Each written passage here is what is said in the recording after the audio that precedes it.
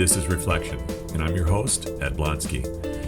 We all reflect the things that are important in our lives, and the things that shine the brightest on our lives are the things that are reflected the brightest in our lives. On this podcast, I have conversations with people in whom God has made a difference and equipped them and called them to make a difference in other people's lives and in this world, and this is how they reflect God through their lives. My goal is that you're going to be encouraged to see how God can use you and how you can reflect Him to change the lives of others in this world. The Reflection Podcast comes to you from St. Matthew Lutheran Church, and we are in the northwest suburbs of Chicago, and I'm on the pastoral staff here. Stay tuned after the conversation to find out how you can connect with St. Matthew. Thank you for joining me today. Now, let's see who's joining me in the pastor's office on today's episode of Reflection. In the pastor's office is my friend Ben, and thanks for being here, Ben. I really appreciate it. No problem. All right. So why don't you tell our listeners a little bit about yourself, who you are, where you are from, and what's been going on? Yeah, I'm a pastor here in Gurnee, Illinois. I've just decided that I live in a suburb of Waukegan. That's how I'm going to start saying it. But far northern suburbs of Chicago. I've been here 13 years. Before that, 10 years of ministry up in Wisconsin. But I'm originally from Minnesota. So kind of scooted over to Wisconsin, to Lake Michigan, and now keep kind of coming down to Lake Michigan shores. And so I figure if God ever calls me somewhere else, it's going to have to be somewhere through Chicago or all the way around the bend into Michigan. So cool. Very cool. So what kind of a setting is Gurnee and your church there? What's kind of you say suburb, but what do you mean? Yeah. So Gurnee is we're most famous for Six Flags Great America and Gurnee Mills, which used to be one of the largest malls in the nation, and it kind of had a reputation of being kind of a white upper class, middle class suburb in Lake County, but the diversity has really grown over the last number of years, and so really it's still a suburb, but it's got all kinds of connections with kind of the more, I don't know, I guess you'd say urban areas of our county. And Bethel has been around here for over 50 years, planted from Waukegan. A group of people lived out here in Gurnee and said, hey, we need a Missouri Synod church out this way also. And so it's been around since then. It's kind of like, what is it, Toby Mac says, diverse city. Yes. It's very diverse, because you also have Great Lakes Naval Training Station there in that area. Yeah, Great Lakes adds some diversity, and then you have places like Abbott, AbbVie, and other big pharma companies that draw in lots of people, draw in lots of immigrants. So I think when we moved here, and we're enrolling our kids in the public school, at one time they told us that there were about 50 first languages in our grade school. Something like that. But I mean, it is an amazing number of where people are coming from. Boy, you don't have to go out to the mission field. It came to you. Yeah, no, and God's really good about that. He keeps bringing, we right now, we didn't do anything to like, hey, let's have a ministry to immigrants. God brings them. So we have people from India, Uganda, Tanzania. During the summer, we have sometimes international workers who work at Six Flags. So Dominican Republic, Jamaica. So all different walks of life and all different walks of life living here. That's awesome. My wife and my son, we worshiped with you back, I think it was on Father's Day, I think it was. And we were, where I serve, it's very much suburbia, white upper class almost, where I am. And we were just so impressed with the diversity, especially the young diversity. We're St. Matthew, where I serve, is a sort of an aging congregation. It's been around for a while, but there was a lot of young families in worship, and it was great to see. It's what every pastor would love to see in their churches: the spectrum of ages, as well as all kinds of different people coming to hear the good news. That's awesome. So, what is it that you are doing these days as a pastor? You mean all of it? No, and we talked about this, that a big focus of mine over the last number of years has been working on how do we connect with the community and address the real needs and laments that are in our community related to justice and fighting racism and many of those kinds of things. And so we've been doing a lot of that work. Why you? Why do you think God called you to do that in that place? Well, 13 years ago, when Bethel called me, one of the things that they said was they wanted to connect with the community. And I said, that's awesome. I want to connect with the community too. What have you been doing? And they said, well, we're, part of, sorry, hello, the mailman's here with a package. All right, thank you. Sorry about that, folks. No problem. I'll back up for a second and just explain. I'm in my garage. Okay. And we live in the parsonage next door to the church. I love my garage. They take good care of us, take good care of the whole parsonage, but I love my garage. And actually, it's a great place to work because I meet all kinds of people walking by and have a lot of conversations that way. So, including with the mailman.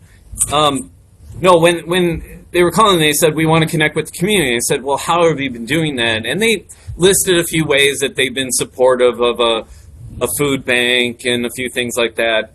But I could tell a lot of it had to do with we collect food or we collect money. And I said, what about making connections? And they said, well, and so over these number of years, we have been looking for ways not only to give things or give money, but also build supportive relationships.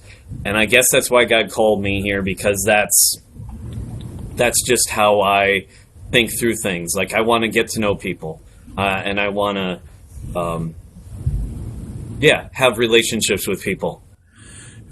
Did you have any training in that, or is that just something that God placed on your heart and you're trying to figure it out? Pretty much just, it's who I am. But I mean, over the years, meeting a lot of different pastors, leaders in the church, hearing stories about how churches are connecting with their community just kept inspiring me to say we got to be out in the community, meet community leaders, be in places. No sense in recreating the wheel. We don't need to make our own food bank. There are food banks out there. Let's just go get involved. And that's what we've really been working on. Part of it, though, I think also is that I grew up very anxious and shy. I would coast through, I knew the certain people I knew in high school, but I would coast through high school trying to avoid needing to talk to certain people because I couldn't remember their names. And so I'd just be like, hey, and try to avoid needing to know their names. And then when I went on my internship, my vicarage year, my vicarage supervising pastor, he could remember anybody's name. I hate those guys.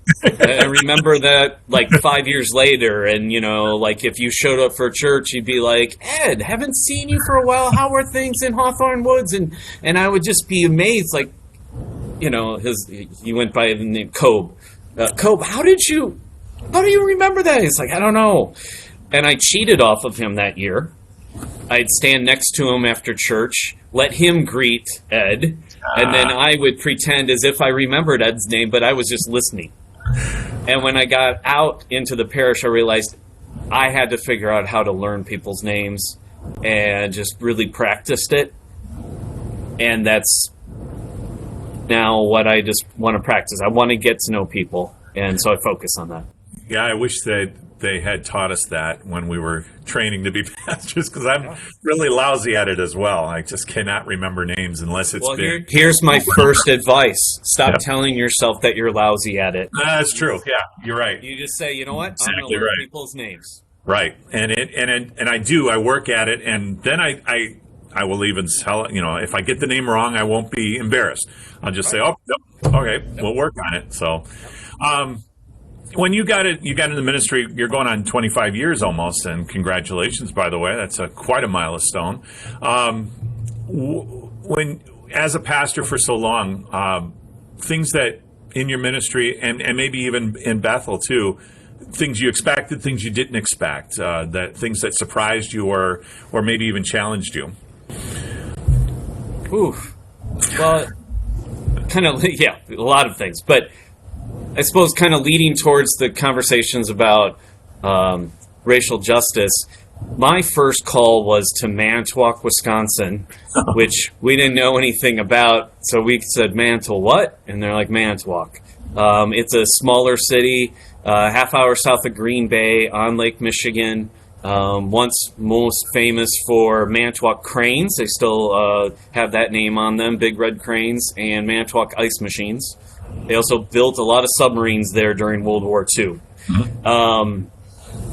And when we got there, we just figured, okay, small little city in the middle of Wisconsin, it's not going to be like being in a big city. It's not going to have a diversity and stuff. But we actually had 100 members or so of the church who were Hmong, from the area of Laos, northern Vietnam, but the Hmong people. And there was a Hmong deacon, eventually a Hmong pastor, and a lot of Hmong in Manitowoc. And that really started to open our eyes to diversity in cultures and how the gospel goes out to all people in many different ways. That helped open our eyes, and we did not see that coming. We also didn't see it coming that we were going to be adopting children. We figured out we couldn't have children, and lamented that for a while, but then decided prayerfully to begin the adoption process. And we did open adoptions through open adoptions in Wisconsin, meaning we knew who the birth parents were, or at least the birth mom, and with the pledge that we would remain as open to that relationship as we each felt comfortable with. And part of that was then also saying that we were open to multicultural adoption. And so now we have 3 boys who are now 19, 17, and 16. Our oldest, Sam, is Hispanic. Our middle son is black, and our youngest son is German, as far as we know, on both sides of his birth family. And we're not German, so he's cross-cultural to us also. Oh, that's awesome. Yeah. But that opened us up to a lot of questions, like what does it mean to have children that are black and brown, are going to need to understand where they've come from, their culture. And so that began a journey of learning a lot about that. We are Lutheran pastors, you and I, in the Lutheran Church of Missouri Synod, and it's a very Germanic, American German church, and many of us look like us in the Missouri Synod, and I know that is a challenge for a lot of us to see other people as people that God loves as well, and it's not really a knock on anybody. It's just not something that we're maybe raised to do or taught to do. Was there anything in the church that it completely blew you away, that yep, I'm a pastor and I got to do this. Things that you didn't expect.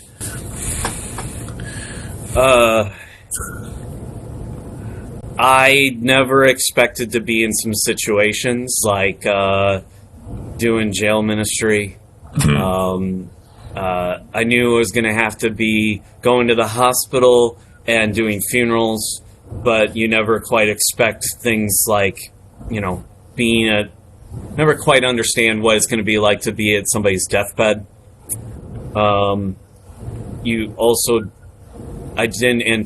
knew the church was there to care for people or provide help when they're in need, but I didn't anticipate walking with people through some of those challenges.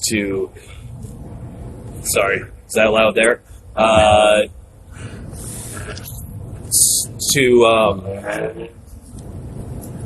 I don't know, to be with them as they walk through getting help from different agencies, to go to court with somebody and just be there to be supportive of them. Those are all things I didn't anticipate at all. Yeah, I can imagine. I mean, I don't remember ever being told this is what you're going to do. You're going to go preach and you're going to administer the sacrament and you're going to teach a Bible study. But yeah, I know that you're near the county seat, so you've got the county courthouse and all kinds of things going on day and night with the county sheriff's department right there in your back door as well. Okay, so I do want to talk about the church in the 21st century as members of the church.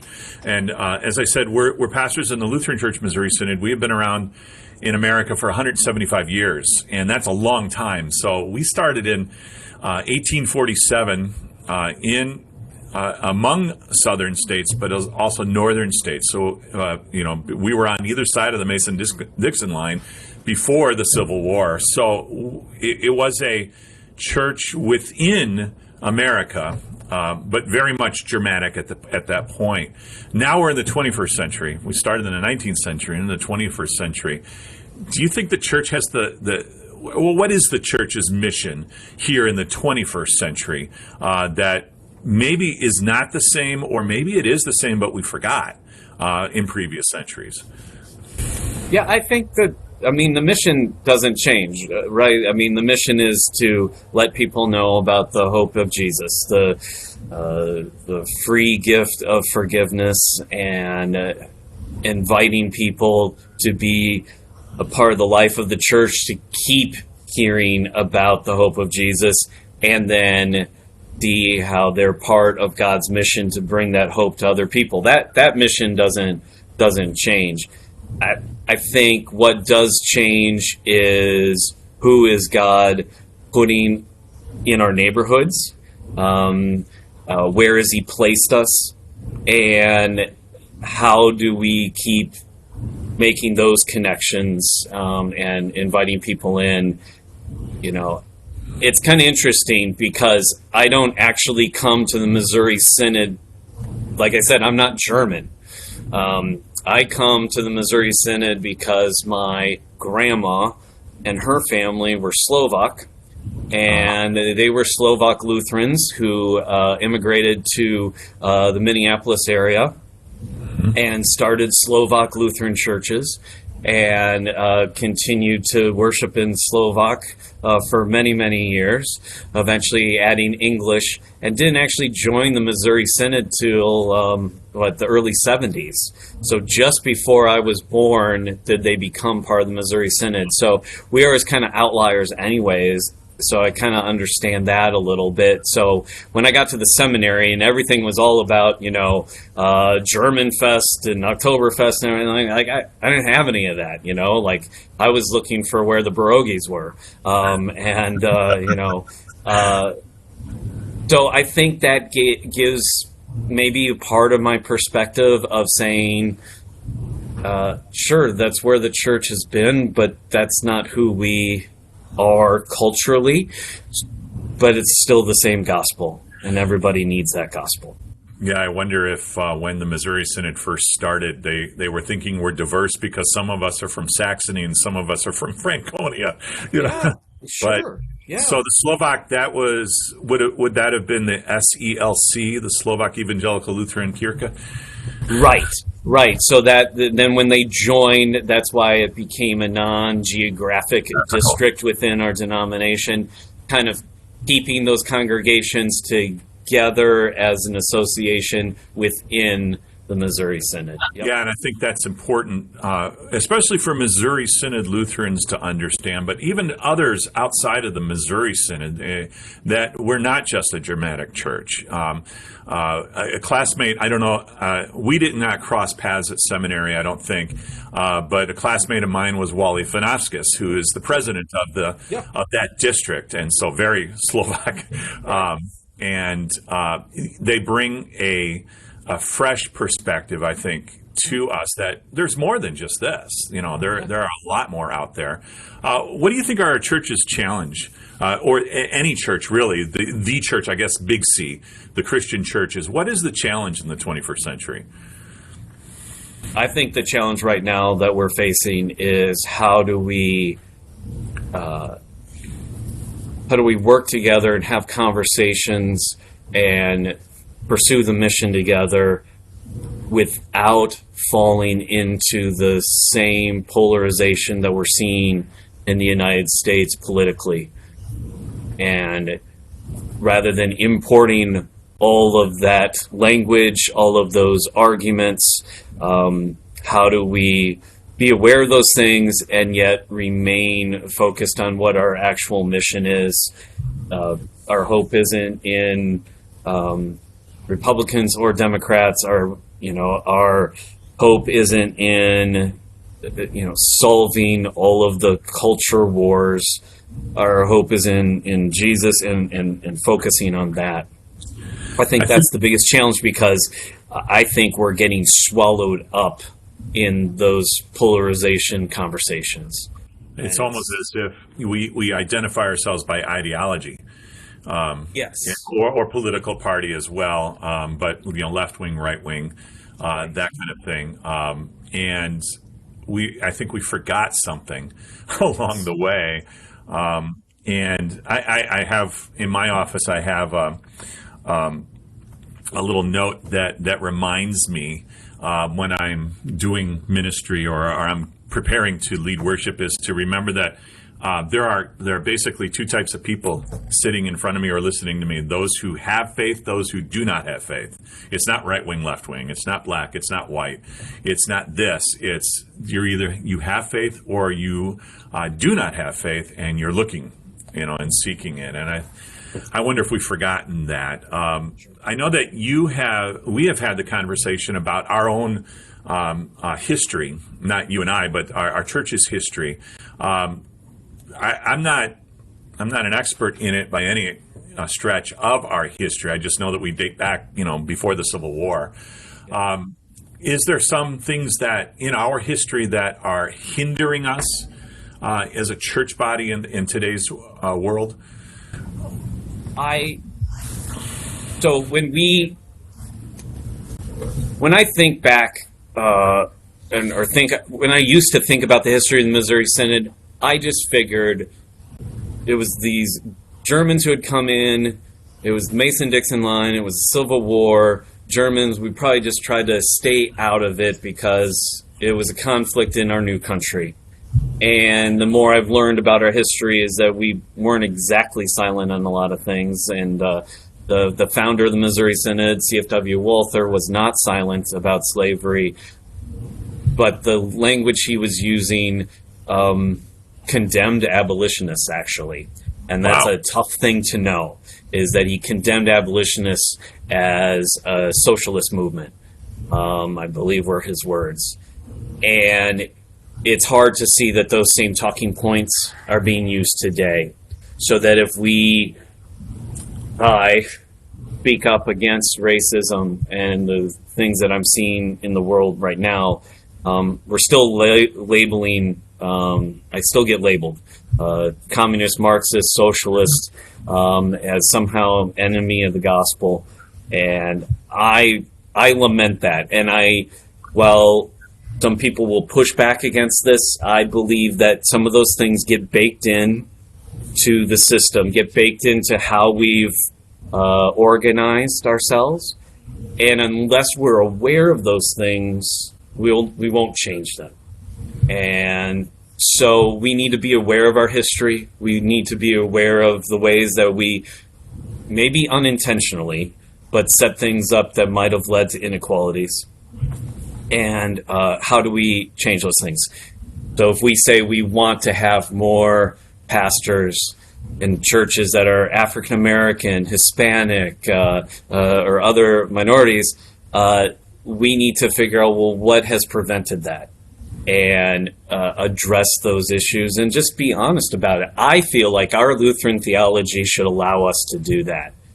We start every worship service with a confession of sins and then receiving the absolution, the grace and the mercy, the forgiveness of Jesus, because we are very comfortable knowing that we come to God as sinners needing his forgiveness. So I figure we can look at ourselves through that same lens. We don't have to defend and say, no, we've always been right. We can say, we've been trying to figure this out and we've messed it up in a whole bunch of ways. God, do something new in us today. Yeah. And that's why I'm okay with looking at our history, saying where we've done well, where we haven't done well, and then, God, how do we do something different going forward, if that makes sense? It does. It makes a lot of sense. I was not aware. I haven't read a lot of Walther, our founder and our first president, not only of the synod but also our seminary. I wonder if he was condemning those things because it was the law of the land, and there was this whole church and state thing going on. I would assume that probably had something to do with it. Probably. Yeah, but it doesn't excuse it either. Right. Because as Lutherans, I think we have an incredible legacy of fighting back against establishment of back 500 years. This was the established norm, and you did it this way, and you never, just toe the line. And that was, for Martin Luther, that wasn't a talking point. That was a challenge. You want me to toe the line? No. But again, his day and age is a lot different than where we are today. And something you had mentioned and said, we want more pastors, we want more churches, and I think that's entirely that's what we need to be doing. You and I can't do this all by ourselves, and there's not a lot of people behind us coming up in the ranks.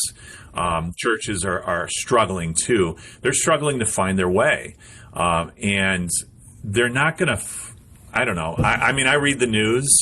I read Twitter. I read Apple News. I get my headlines and things that are going on in the world, but I always want to find a way to.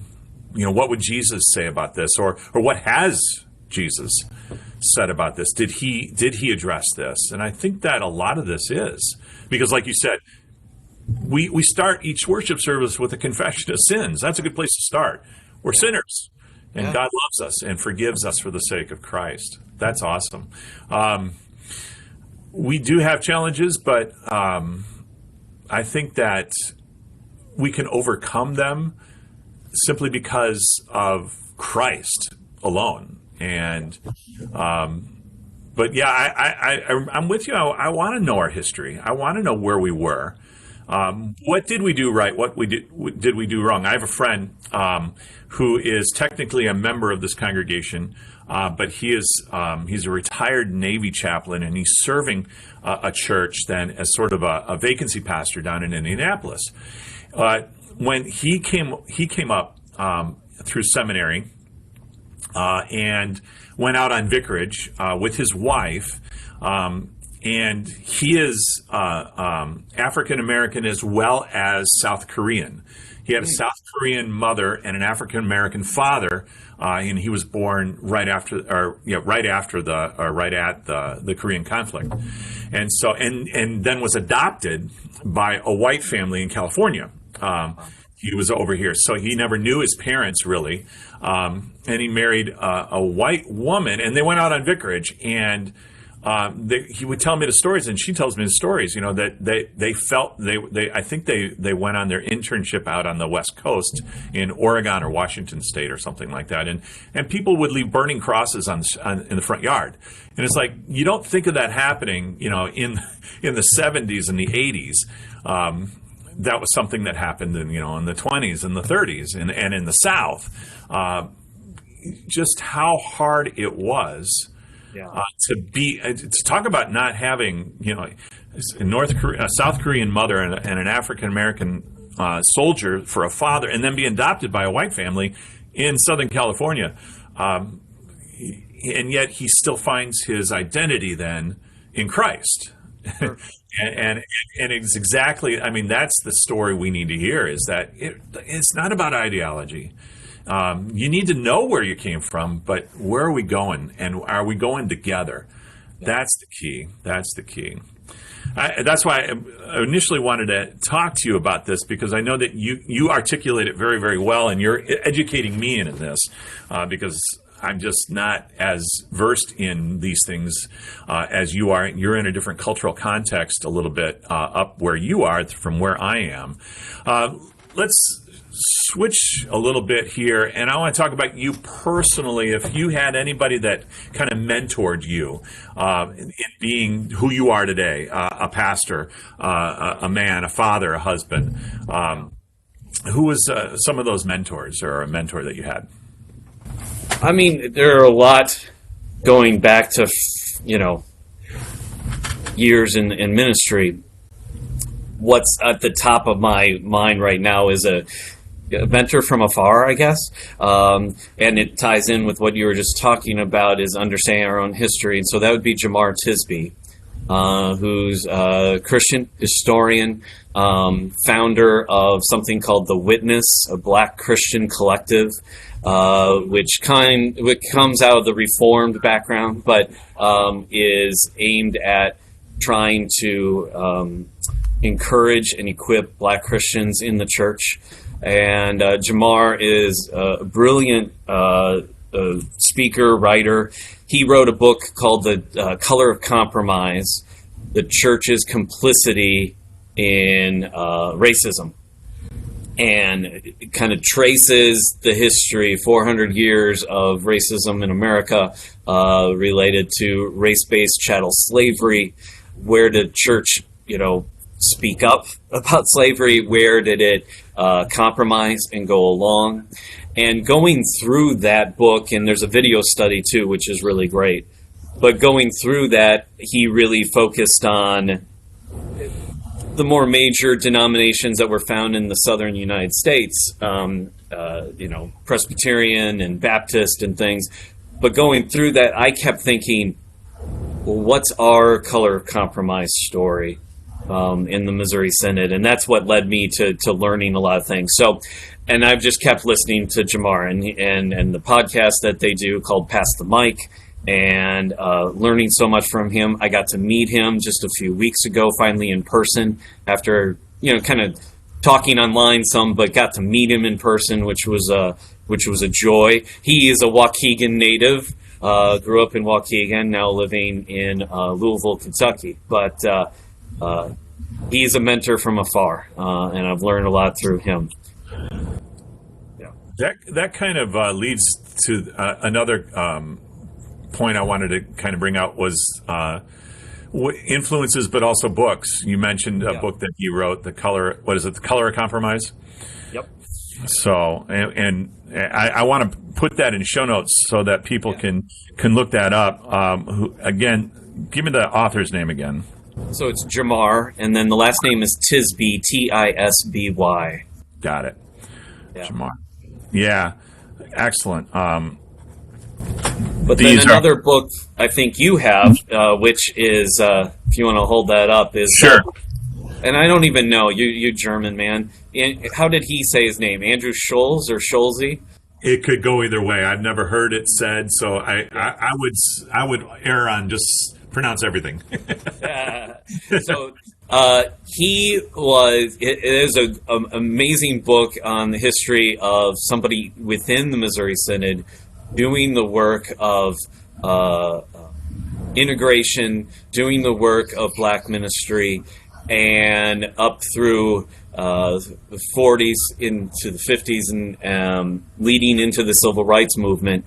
But the stories in there of what Lutheran pastors faced, what congregations faced as they tried to embrace and serve black Christians is heartbreaking at times. It is amazing the stamina that God gave Andrew and his wife to do that work. In fact, I know you were going to ask me about a quote Yes. that's important to me. And one quote from Andrew Schulze, he said this in 1941. He says, "Were I to lend myself to my desire for ease and quiet and peace, I would shut up, as I have been tempted to do 1,000 times. But despite the many complexes that lay hold of me, I still believe that I must speak out." He Powerful. could not. It's like a fire in his bones. In fact, that's a title of another one of his books. It was a fire in his bones he could not set down. He eventually then was president of the Lutheran Human Rights Association of America, or something like that. It had a very long title. Lutheran Human Relations Association of America. Yep, it's on the back of the book. Yeah, based out of Valparaiso. Yep. That did a lot of this work, but it also just helped me to recognize some things like, black congregations were not allowed to be full members. Black pastors were not allowed to be full members of the synod, some up until the 60s. And so when you look back at our history and say, well, how did we get here? Well, now you've got people who are doing ministry, and yet they're not allowed to have a vote, have a say in how things are organized. And so he continued to press against that, including in Chicago and with our Northern Illinois district. So, yeah, that's awesome. I'm in the book now, reading it now. So I'm looking forward to it. So don't give away the ending.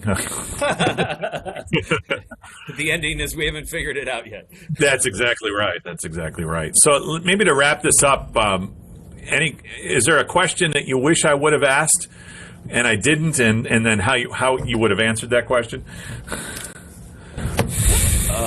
Wow. All kinds of things we could talk about, right? Let me say this, because sometimes I start talking these ways and people are like, okay, great, big idea. We want Jesus to be able to be for everybody. Everybody should be seen as a full participant of the church. But practically speaking, what do I do? How do I start to cross some of those boundaries that are either are already there or we've put up anyways? And for me, the best practical advice is to get yourself to start being in spaces where not everybody looks like you. We talk a lot about, at Bethel, we talk about looking east. And east of us is Waukegan, which is predominantly Hispanic and African American and has been for a very long time, along with another suburb, North Chicago, not to be confused with the northern part of the actual proper city of Chicago, but North Chicago, again, mostly African American, and Zion, and some communities that have a lot of challenges. And I keep saying, we're going to look east. It's not that we ignore people who may come to Bethel from other directions, but the more difficult thing to do is to look east, to look to communities that don't look like ours. How do we get to know people in those communities? How do we spend time in those communities? Go out to dinner and go to the restaurants in the communities that you don't normally spend time in. Spend time with those community leaders or those, other churches, get to know people in the other churches.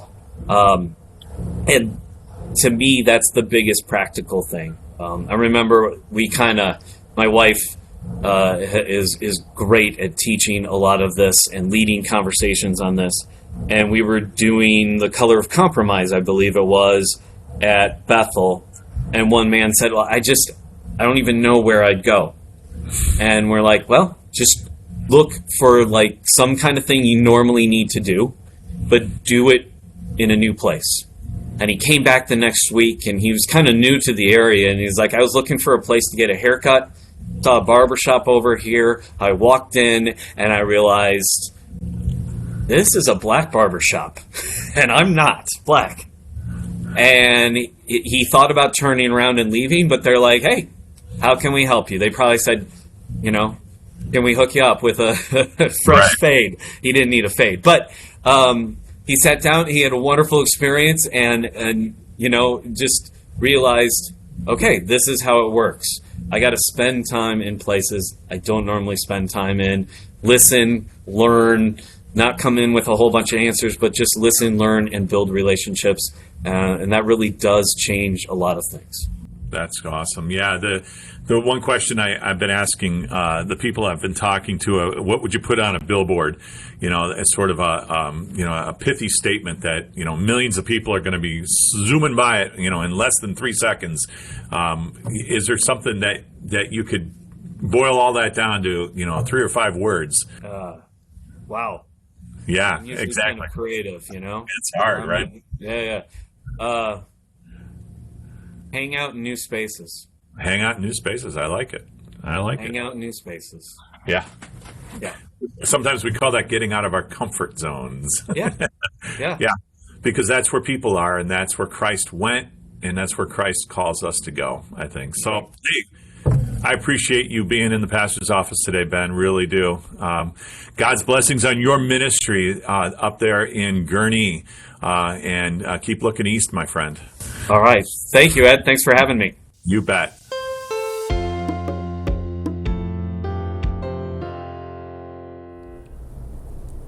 I hope you enjoyed today's reflection. Reflection is a weekly podcast produced by St. Matthew Lutheran Church in Hawthorne Woods, Illinois. You can connect with St. Matthew by going to our website, www.stmats.net. That's www.stmatts.net. And if you find yourself in the northwest suburbs of Chicago, we would love to see you at one of our services or events. We are located in Hawthorne Woods, and we're about 1 hour northwest of downtown Chicago by car and just a half hour's drive from O'Hare Airport. You can also find us on our Facebook page, our YouTube channel, and on Instagram. Our podcast music was provided by thepodcasthost.com and Alitu, the podcast maker. Find your own free podcast music over at thepodcasthost.com/free music. I'm Ed Blonsky. Thank you for joining me today. Please rate and review the show and share it with others. Join me again next time for more reflection.